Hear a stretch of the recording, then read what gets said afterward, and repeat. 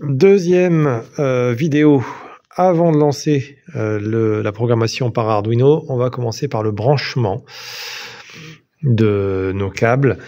Donc, les 3 diodes qui sont ici sont des diodes qui vont soit s'allumer, soit s'éteindre. 0, 1, c'est du numérique et surtout du binaire.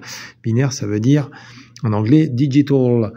Digital, on va donc brancher les diodes 1, 2, 3.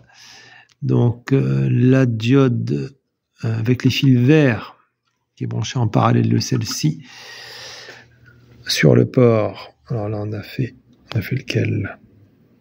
Sur le port 2. Les diodes deuxième, celle-ci et celle-là qui sont branchées en parallèle. Donc en l'occurrence les jaunes, on les voit les 2 fils jaunes, ils arrivent sur le port 3. Et la troisième diode, la rouge, qui est branchée en parallèle avec celle-ci, les 2 fils rouges les voient là, ils arrivent sur le port 4. Ensuite ils ont une masse commune qui va aller au GND, ground, donc le moins, du Arduino. Donc le courant peut circuler du plus vers le moins. Deuxième élément, le capteur de luminosité qui a, alors ici 4 fils, je me suis un peu pris la tête avec ça et inutilement d'ailleurs. Normalement il y a 3 fils, alors je sais pas où est-ce que je suis allé trouver celui-là. Il doit y avoir une raison que je connaîtrai plus tard, je ferai une vidéo là-dessus. Donc là il y a 4 ports. Alors si on regarde bien, on a de gauche à droite, ou de droite à gauche plutôt. Pour ceux qui ne connaissent pas leur droite, on va commencer par là, par celui-ci ici. Et celui-ci de ce côté-là, le premier port ici, c'est indiqué VCC.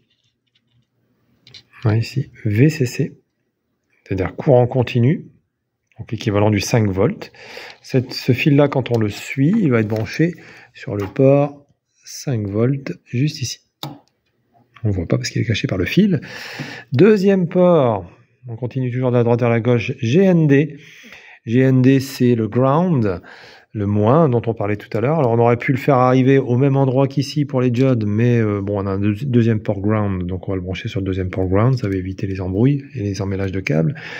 Et enfin, je dirais enfin pour terminer, le dernier port tout au bout.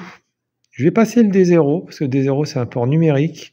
Or là, on est sur le capture d'une luminosité ambiante, donc une infinité de valeurs, donc c'est un signal analogique. Donc on va brancher le dernier fil analogique sur un des ports analogiques, A0, A1, A2, A3, donc on a choisi là arbitrairement le A1. Le câble du D0, eh ben, on va le laisser tomber, parce qu'en fait ça sert à rien, en tout cas pour nous ici. On verra plus tard si ça a une utilité. Donc voilà, tout est branché, et puis l'étape finale, c'est enfin la programmation par le logiciel Arduino, pas plus tard que tout de suite. Super.